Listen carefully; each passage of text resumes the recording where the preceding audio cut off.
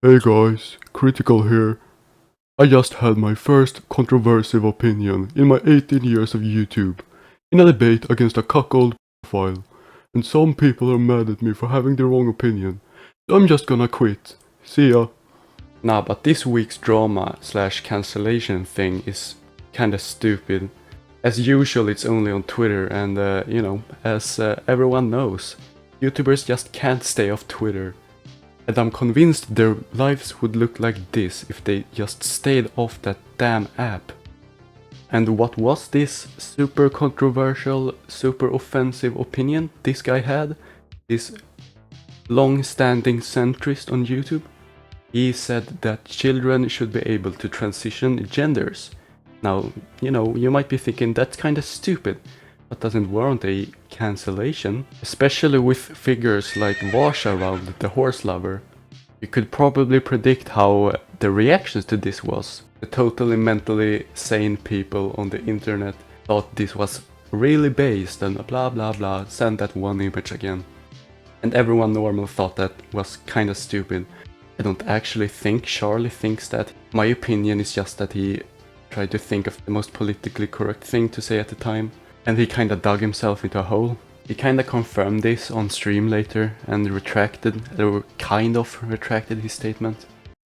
And now I give a perspective on something that immediately gets misconstrued, and I do recognize a lot of it's my fault. I assumed that Sneako was talking in hyperbole. Under no circumstances, any legality behind a kid saying, I want to change genders, and then immediately going in and getting their dick cut off. That doesn't happen. I thought he was just talking in hyperbole. Now the heat from like 3 guys in his chat and the guy on Twitter apparently was too much for him.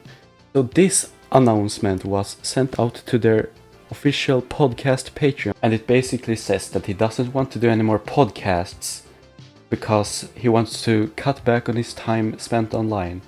Most people would respect that, but it's a direct result from this stupid ass drama, so it just seems like, oh, this guy hasn't had any drama or anyone disagree with him for 18 years, and the moment he gets criticized, he decides to basically softcore retire. Now just this stupid drama might not have been the whole reason he quit his podcasts. A few months ago, a clip of Kaya from the official podcast, I used to be a big official podcast listener myself, and a clip surfaced of Kaya saying some strange stuff. All I keep hearing for the past 2 days, because everybody has to send me these links, is, well, he's the real pedophile. Turns out he's the real creep. And the only link that they send to me as evidence of this is a satire video. It's him doing satirical bit on his YouTube channel. He walks up to this little schoolgirl and asks her if he can film her upskirt or something. And it's satire. Whoa, what? Even for satire, that's a bit weird, isn't it? Now this does sound pretty bad if you haven't listened to any of the other episodes or any of the podcasts at all and just see this clip. He seems like he's defending someone taking creepy photos. But I think the point he was trying to make is that people shouldn't get mad at satire videos containing dark jokes or whatever, but it came out very wrong here. I mean, this is the dude who openly praises the Alaskan Avenger. He is pretty outspoken against pedophiles, so at least in my opinion it would be kind of a stretch to start calling him a child predator just based on this clip. Oh, and he's also autistic, I think, so that's probably a factor. Oh, and now that the official podcast is pretty much disbanded, I need to shout out my boys, Doug and Anthony, from the Who's Right podcast. Listen to their shit. They're very underrated. I'm going to read the headline. Okay. And you're going to tell me the race. Oh, boy. All right. North Carolina watermelon thief nabbed. Also, in a more recent episode of the official podcast that I haven't listened to because they fell off, +L, Kaya says some stuff about Destiny, about him being a cuck, which is pretty funny. This guy's a genuine fucking scumbag. He's a cuckold, and the wife left him, by the way, for another man.